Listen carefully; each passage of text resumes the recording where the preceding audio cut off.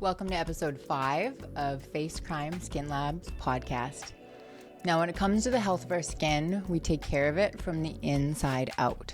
Today, we're going to talk about topical treatments. Specifically, we're going to speak with a medical esthetician, and we're going to discuss everything facials.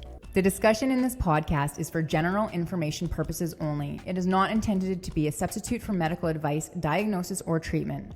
Always seek the advice of a physician or other qualified health provider with any questions you have regarding your medical health. Never disregard professional medical advice or delay in seeking treatment because of something you heard on this podcast. I'd like to introduce to you Hannah Eickmeyer. Hannah's journey to becoming a skin expert started with her own skin challenges, which we're going to talk about today. And it was solidified by years of experience working at some of the best spas in Vancouver. Now, I can speak to your facials. I just saw you last week. She offers an amazing service. It really is the best quality. And when it comes to everything skin, she not only has her own journey that she's going to share that brought her to this type of career, but she knows a lot about skincare and topical treatment. So we're going to pick your brain a lot today just to share some knowledge. So thank you so much for being here today, Hannah. And we'd love to hear a little bit more about you and what got you into the industry. So can we start with your journey? Yeah, oh my God, I'm so happy to be here. This is so exciting. My skin has been probably my biggest insecurity my whole entire life. Like I can remember vividly in grade 8 getting acne and being like, oh my God, I'm the only one that has pimples on my face and being so insecure about it. So I went to college to become an esthetician. That was kind of like the first step to fixing my own skin, I guess. And Where did you go to college? I went to VCC, Vancouver Community College. Okay. Yeah. And we did all the esthetician things like waxing nails, facials, and hot stone massage and all that. Okay.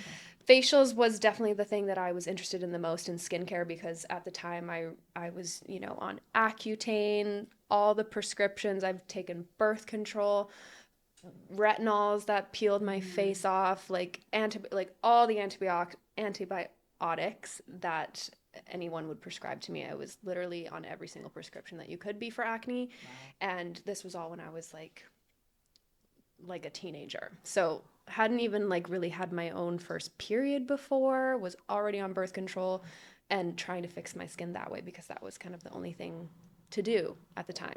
Okay. How old were you when they started you on birth control? I think I was 14. Okay. At this time, did anybody have a discussion with you about inside health? No, not even at all. It was literally the pill was handed to me. The first thing, because I was like, I'm dealing with acne. It was literally the first thing that they gave to me. Okay, so you tried everything conventionally. Yeah, and then... which obviously did not work. And it is helpful, I guess, for the symptom of acne, but growing up on all these prescriptions, it's not healthy for your body. Obviously, we know now our gut health is so connected to our skin, and it's just not the best. So yeah, was in college learning about skincare and using Dermalogica, which was good at the time because I was even just learning how to cleanse my face properly and get makeup off. Yeah. Yeah. They are in a lot of the colleges. They kind of sponsor the skin and body program. So we had full reign of all their products, which was good. Lots of exfoliants, first medical skincare that I'd ever used before. And yeah, was learning pretty much how to just take my makeup off properly, which is something that is easily missed these days as well, especially when people wear so much makeup to cover up acne. If you're not actually getting it off properly, that's step number 1. And then kind of was able to clear my skin a little bit just because I was taking care of it a little bit better, but still had no luck. Was still getting very consistent acne. It wasn't cystic, painful, hormonal acne. It was more little bumps all over my skin all the time, no matter what I did. So really wasn't sure what to do with that. Doctors were like, oh, it's not that bad, so you should be fine, you'll grow out of it or whatever. It was Did it start improving when you were going to school then? Kind of, but also not really, because also we were practicing on each other for all these treatments, microdermabrasion, facials, peels, lots of massage, waxing on the face, which is also So just very aggressive. You're always like cellular turnover, a little bit Totally. too much. Okay. way too much. Yeah. Okay. So where was your aha moment with your skin that led you to these magnificent facials that you offer now? Yeah. My first job at this spa that had this French skincare brand that was focused a lot on hydration and sort of like calming the skin, and it had a lot of really interesting ingredients like placenta and like amniotic fluid and like so really interesting ingredients that I had not ever used before. So you went to school to become a medical esthetician. You practiced a lot of different treatments on each other. So you learned about all these treatments, which is great. But what was your aha moment with your skin? What worked for you? When was it that you really started learning about the health of your skin? Definitely when I went to a naturopath for the first time. That was the first time that I was like actually able to test my hormones, blood work, food sensitivity test. Also, I did. I remember years before always asking my GPs for a hormone test because that's what I thought what was wrong with me was my hormones. And they always would just look at me and be like, yeah, we're not going to do that. Sorry. Like, we don't really know how to test your hormones. Like, it never happened. And I was always I was like, well, just so confusing. Why can't you just test me, figure out what's wrong? So when I went to my naturopath for the first time, she actually listened to me, which was like such a relief and a breath of fresh air, which already took off so much stress already that helps so much with your mental state, especially when it comes to acne, because it can be so relentless. But yeah, we did hormone test, food sensitivity test, and then she also gave me a lot of lifestyle tips, which the first one was to eat more protein, which I will forever remember. And that was like the best thing that I could have done for myself was eating 30 grams of protein as soon as I wake up, which is kind of really hard to do sometimes, but it makes the biggest difference. Okay, perfect. So that's when you started noticing a profound difference in your skin. Totally. So then what changed, or how did you evolve the type of facials that you're into now? Like how did that come about? I mean, I figured out that super expensive skincare routines, super expensive facial treatments monthly, and these whole treatment plans that cost thousands of dollars are not the way to go. They can be helpful for sure, but it shouldn't be the first step when dealing with acne or skin condition. It's so internal, and I think I always tell my clients that if you're dealing with anything internal, any acne, rosacea, dermatitis, whatever it is, I always send them to my naturopath first because I don't want them to waste their money on skincare and treatments. Like, obviously I'd love for them to come back for treatments and have a good skincare routine, which also is important, but I don't think that crazy expensive 7-step routines are the things that are going to fix acne. So you were talking about, a lot of these invasive procedures you were doing in school, and it sounds like you're on the same page I am, that stripping the skin barrier and being too harsh, using exfoliants too often is really not ideal for the health of our skin. I appreciate that and stand by it. And with your facials, I really enjoyed it because my face wasn't burning hot red. I wasn't peeling off the first layer of the skin. It was very relaxing more than anything, which is also really good for the health of our overall skin, is just lowering cortisol levels. So we know the importance of taking care of the inside out. It's something I preach all the time. But yes, we do need to take care of our skin externally as well. What would you say, how important are facials? How often should people be going for a facial and doing an exfoliant? Maybe not every day, but once in a while with an expert such as yourself. Totally. Yeah. I think facials can be so helpful for your mental health in general. A lot of people aren't touched in that way ever. Like, have never. Okay, she gives massages during her facials. Oh yeah, you guys, it's pretty much all massage, I would say. Like, people think it's not a traditional facial where it's like, I mean, I do extractions. I do love squeezing, but I'm not going to sit there and punish your skin for an hour and then peel it off. And then like, you're going to leave red and going to have like peeling after and like a whole week of downtime. It's totally not that.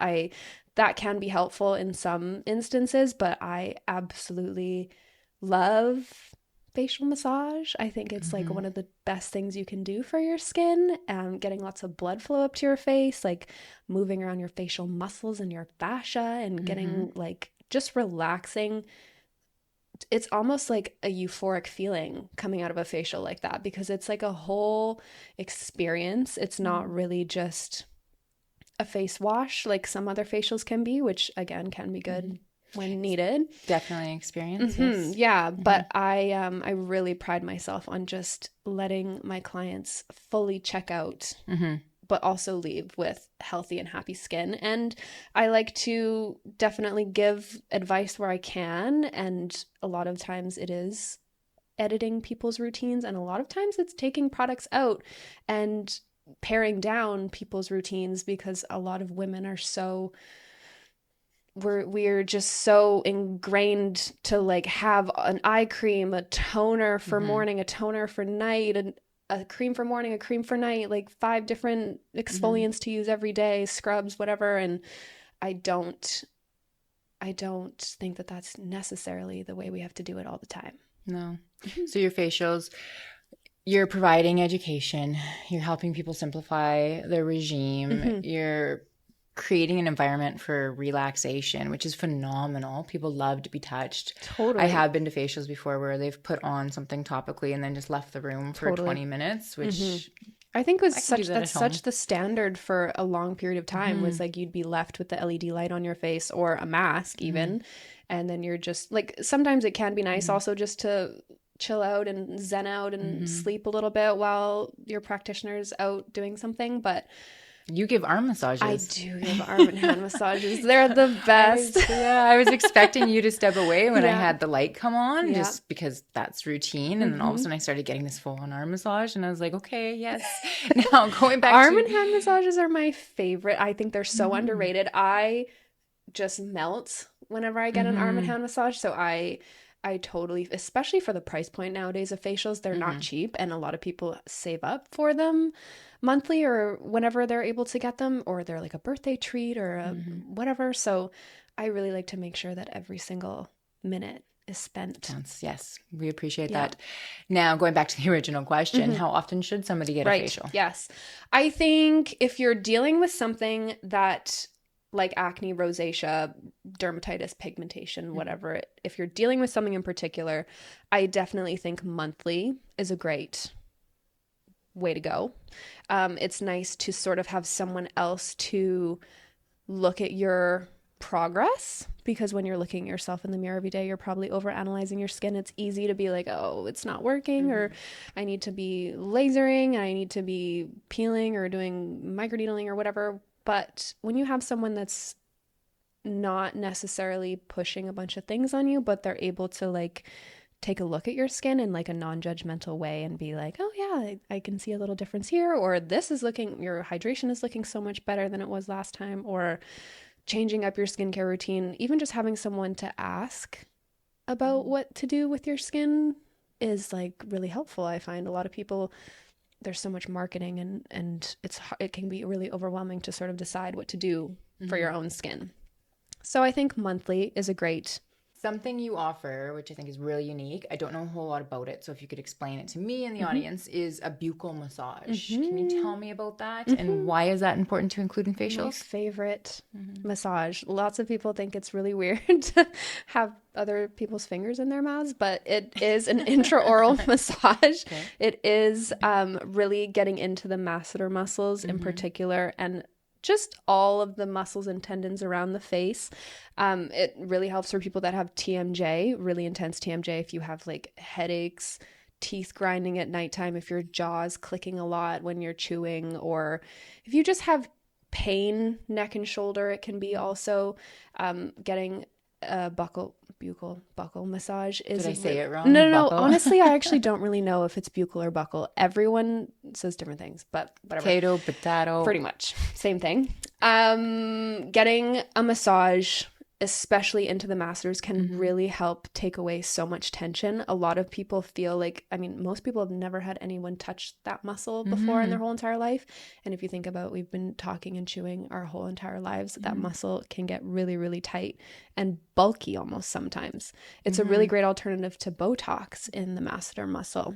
That's where my train of thought is going, because when I have young patients come in and they're in so much pain, yes, we can use neuromodulators to help relax that, but that's not a good solution long term. Totally. So I usually, this is good because I love having tools in my toolbox to help with help patients with different treatments, but I usually suggest doing something like an IMS, intramuscular stimulation, with a physiotherapist to relax that muscle. I never thought of going and getting it massaged out with somebody that knows what they're doing. So you'll be seeing. IMS is really painful. Also, buckle is definitely not as painful as. It can be, it can be quite surprising when they're especially if you're just even a little bit shy around needles. Totally. I'm fine with being needling. I have no problem with it. But when my physio, he gets up and close in and around my ear. You're like, oh my and God. when that muscle releases, it's a little shocking. It's a little intense for sure. It's relief, but that's good to know because I get very strong in that area too. And it's also a lot less expensive than Botox, depending on obviously your benefits. If acupuncture and IMS are always a great option too, but it definitely can be if you are a little nervous about needles in general, it's a nice way to go instead of that, because it can be a little bit intense. Obviously, if your muscle is really built up, it can be a little painful, but it's a lot more of a relaxing experience in general. The actual intraoral massage I do near the end of the facial, so you're really relaxed and sort of indulging before I do the intraoral. But yeah, it's an amazing treatment for like lifting, sculpting, lymphatic drainage. Like I said, moving the muscles and the fascia around is really helpful for keeping your skin plump. And it can feel really, really nice after. Awesome. Yeah. That leads me into my next topic. So lymphatic drainage. So our lymphatic system, just a little one-on-one on our lymphatic system, it is our immune system. It is a pump that moves things around the body, fluid especially, and clears away debris. I guess we can put it in simple terms like that. So I always tell my patients, right, your lymphatic system, like when you're sick, you can feel your lymph nodes and your lymphatic system swell up. Now, the pump's always working in and around our body. It's working very efficiently if we're walking lots or exercising. Movement really helps with lymphatic flow. As we age, the lymphatic system in our face tends to really slow down and become quite sluggish. So it's important that we help support lymphatic drainage in our face. Now, doing something like a massage and lymphatic drainage with a medical esthetician is going to help promote that flow. So tell me how that is beneficial for the health of your skin. I mean, if you ever wake up with puffiness, under eye puffiness, if you feel like if you've eaten a lot of salt or sugar the day before and you wake up and you're like, oh my God, I feel like way puffier than I normally do. If you are feeling sick, if you feel like your lymph nodes are a little swollen, a massage is like one of the best things you can do. It's again, really relaxing. So it's good for your mental state. It's also it gets your lymph going. I really love cupping. I do cupping in my facials as well. And it's the before and afters from cupping is actually craziness, especially around the eyes. I really think that cupping and a little bit of massage and just hydration around the eyes is better than any skincare product you could ever find. Can you explain to people what cupping is if they've never done cupping. So they're like these little glass sort of suctiony type of tool, and they kind of suction onto your face and you're able to sort of go around to your lymph nodes and it draws water or helps with water retention and sort of moves the lymph towards the lymph nodes too. Yes, so detox. We use cupping in traditional Chinese medicine. So when I was in school, we learned how to do it along the back. We would do it along the legs and the IT bands. I use it therapeutically for that. So it's really neat to see the world of aesthetics bring it into something like a facial. It doesn't leave the big bruises on your face, I will say. The bruises the on octopus marks? Yeah. That doesn't happen on your face if you're doing it properly. If you're doing it properly. Yeah. I remember I found this really cool cupping set. It was all these pink cups. And I sent a set to both my sisters, and my sister was messing around with it, and she's like, is it supposed to look like this? And she had like the big round circle hickey on the face. Yeah, it was pretty cute. But cupping is phenomenal for moving that lymph and fluid and just blood flow. Our face, I find that if I have a breakout, I find that if my skin's just a little bit stagnant, maybe just not as vibrant. Massaging it will be phenomenal. I use the sauna to increase blood flow, and exercise. Going for a run, like the night and day difference that you see in your skin after that. So in your facials, you're just promoting that blood flow, getting that lymph draining. And I feel like you don't have to sweat. No, you can just sit there. You can just relax, and I will do it for you. Yeah. Do you ever do a side by side where you just do one person's side? You know what? I've tried to do that. I mean, I do because I naturally just do one side and then the other, but I never want to wake people up and be like, hey, can you look at, like, maybe if it's before and after picture. Yeah. And I feel like I don't like any before and after pictures of myself on other people's social media. So I don't really normally do that. If it's a friend, I'll be like, or if someone's really concerned, a lot of people, the nasolabial fold is a huge thing for people. A lot of people get like the little, I think they're really cute, but they're just like the little indents that can be quite permanent in this little smile line. Sometimes I do show people their before and after, one side against the other, because the buccal massage, cupping, and gua sha, just lifting this sort of whole cheek area can make a world of a difference for the little nasolabial fold. So in summary, when it comes to taking care of the health of your skin, we want to promote lymphatic drainage. We can do that through things like gua sha, buccal massage, or just a really good facial that gets blood flow and lymph going and just clears away debris, puffiness. Totally. If anyone needs any massage, come to me, because that's what I do for sure. Again, that was incredibly surprising, the amount of like massage and touch that you offered during your facial, and that 100% made it so worth it. Oh my God, thank you. I'm so glad. Yeah, I try to do things a little differently than what's sort of available right now. I feel like facial massage is kind of having its moment, and people are definitely starting to hop on the bandwagon. So it's a really great alternative to a lot of other things there are out there. Perfect. Okay. I have you here. So I'm going to ask you some important questions that I need to learn to practice better myself. I talk to these things about with my patients. And when it comes to skin health, sometimes hearing it from the professional just drills it in. So my first question, is why should you not pick pimples? Oh, yeah. I mean, I'm such a hypocrite because obviously I do pick pimples for a living. And I do pick my own pimples sometimes. I will say the most important things are making sure it's a pickable pimple. If it's a cyst, leave it alone. Yes. Although sometimes those can be fun, just leave them. If it's like a whitehead or a blackhead, blackheads are usually the easiest ones to pick. They don't normally leave a huge mark behind. So definitely I would do it after a shower when your skin's a little bit more moist, I guess. Make sure you have either the little finger cots on or tissue. Gently do a little squeeze. Try 2 times, 3 times. If it doesn't come out, leave it.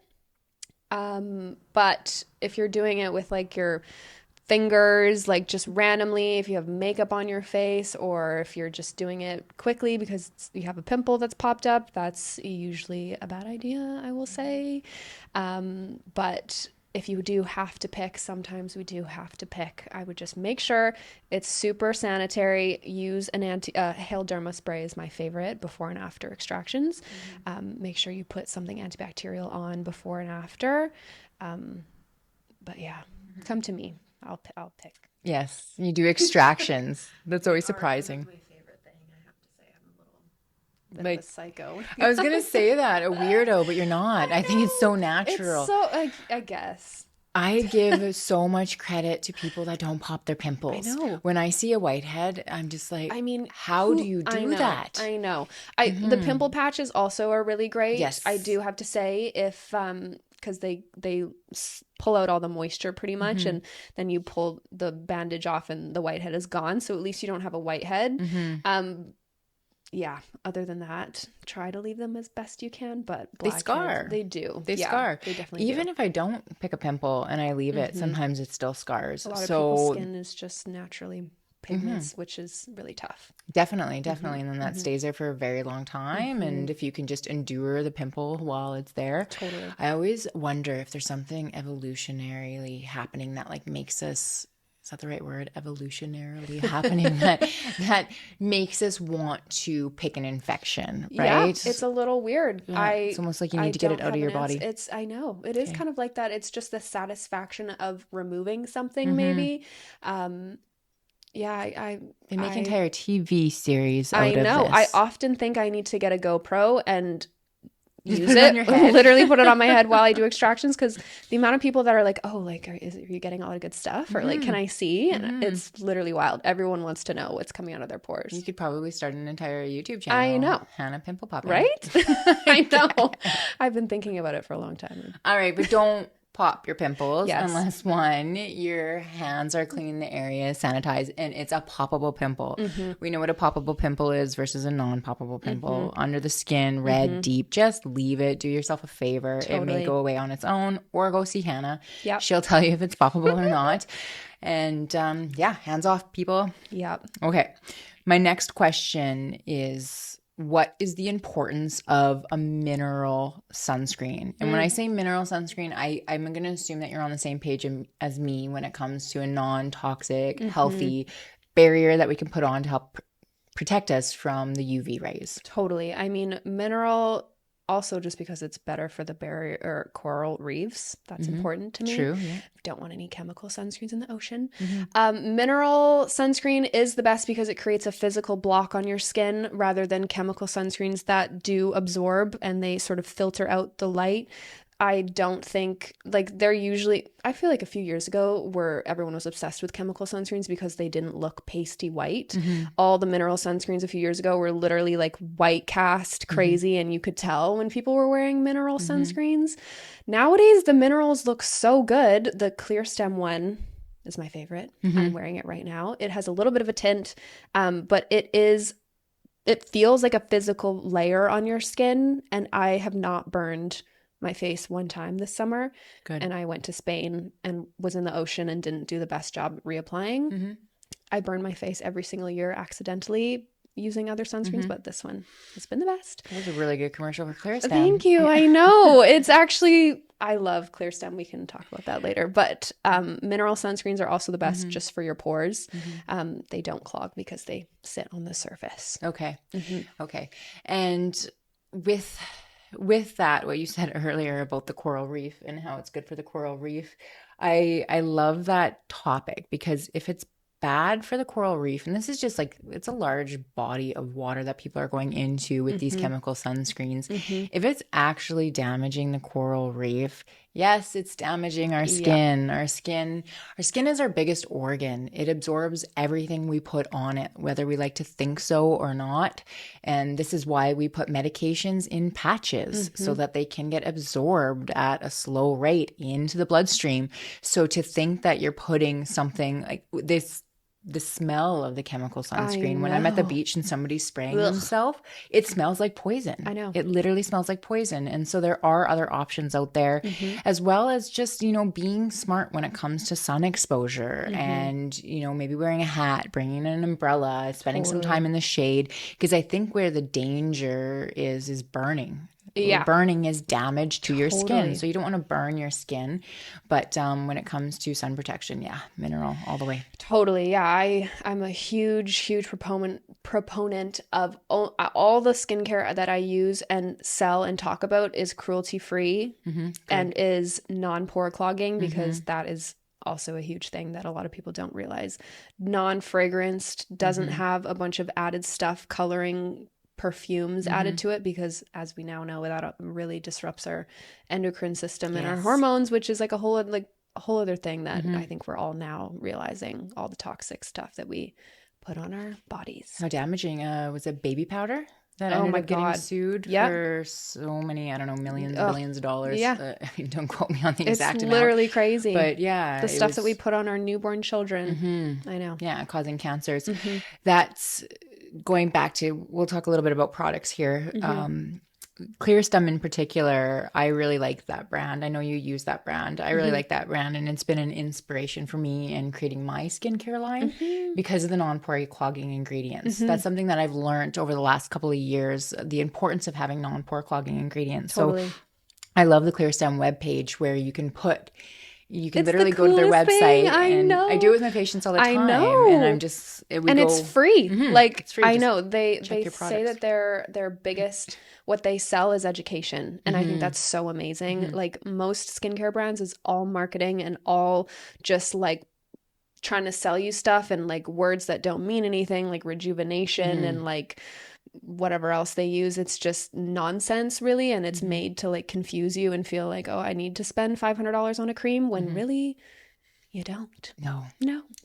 That was, again, another inspiration for starting my line too, was looking at medical grade skincare and figuring out that the active ingredients were maybe 0.05% of what the product was. And it was a lot of pore clogging, glycerin, petroleum products, artificial scents are so horrible for our endocrine system, like you said. So I love the brand that you use because of that reason, and the non-pore clogging and just being clean and ethical. That's really cool that you implement that. Thank you. I think I definitely try to have high standards when it comes to what I sell because I don't like to spend a bunch of money on skincare, to be honest. And I definitely don't like to support brands that don't uphold my values. Perfect. Yeah. That's good. It just shows that you love your job. Yeah. And you believe in it. Hot topic, trending lots, a very simple way to enhance your skin health. Do you need to wash your face twice a day? Oh, my favorite question. Okay, for years I was such a two cleanse a day girl. I although I did have a milky cleanser, so I guess it wasn't as bad probably as a lot of the gels and the beaded exfoliating cleansers. But for years and years and years I did it like everyone did, and I was like, oh, my skin, is so dehydrated. I wonder why, and so dry looking and like tight, that feeling. Oh my God, just the worst. Like you have, and you like have to put cream on because you can't even smile. So no, don't cleanse twice a day. I love rinsing with a nice gentle water in the morning, spray Hail Derma, then go in with moisturizer, serums, and sunscreen. Okay. I definitely don't think, unless maybe you have maybe if you sweat a lot at nighttime. I mean, I don't really think people sweat through their face probably at nighttime, but if you do, or if you have I don't think you should cleanse twice a day. Well, your skin works so hard at nighttime when you're getting a good sleep to rejuvenate. And we produce these healthy oils that should sit on our face and stay there as moisturizer instead of just drying it out again. And also, if you're spending, a decent amount on skincare, which no skincare is cheap, if you're putting it on at nighttime and you're only leaving it on for 8 hours and then rinsing it right off, why? Agree. Why? Okay. We talked about not overwashing our face. But how important is it to wash your face at the end of the day, especially if you have a face full of makeup, sunscreen? All of it. Oh my gosh. It's literally one of the most important things you can do for your skin, I think, is properly cleansing.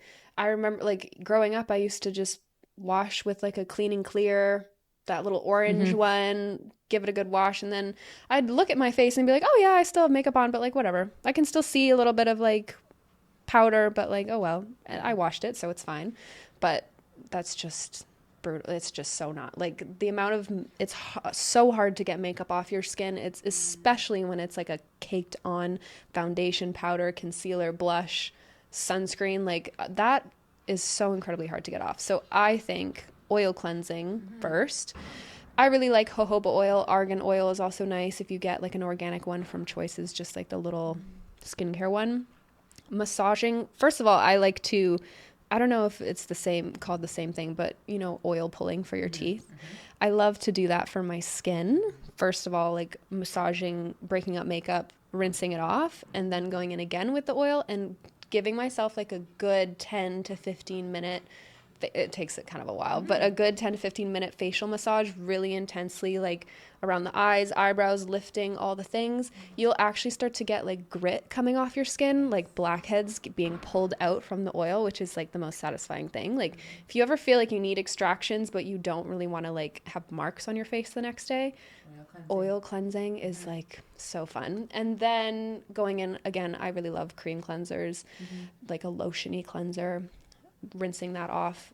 I would say you should be cleansing your skin like 3 times, depending on the amount of makeup you're wearing.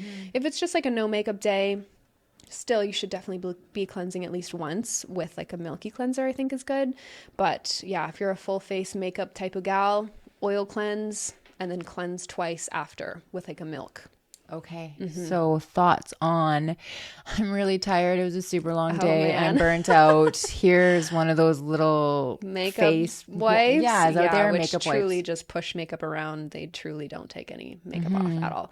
I think removing your skincare or removing your makeup and applying skincare at night, if you can look at it more like a ritual and sort of having it as your wind down time and your self-care time instead of sitting in front of the TV and watching and or scrolling on your phone, if you can sort of like light a cute little candle, maybe have a nice shower and like have it be like your me time at the end of the day, that really helped me sort of wrap my head around the fact that I will always remove my makeup after a day, because there's nothing, if you're spending any money on skincare, if you're ever getting a treatment done, if you have any issues with your skin, sleeping in your makeup is just 10 out of 10 worst thing you could do.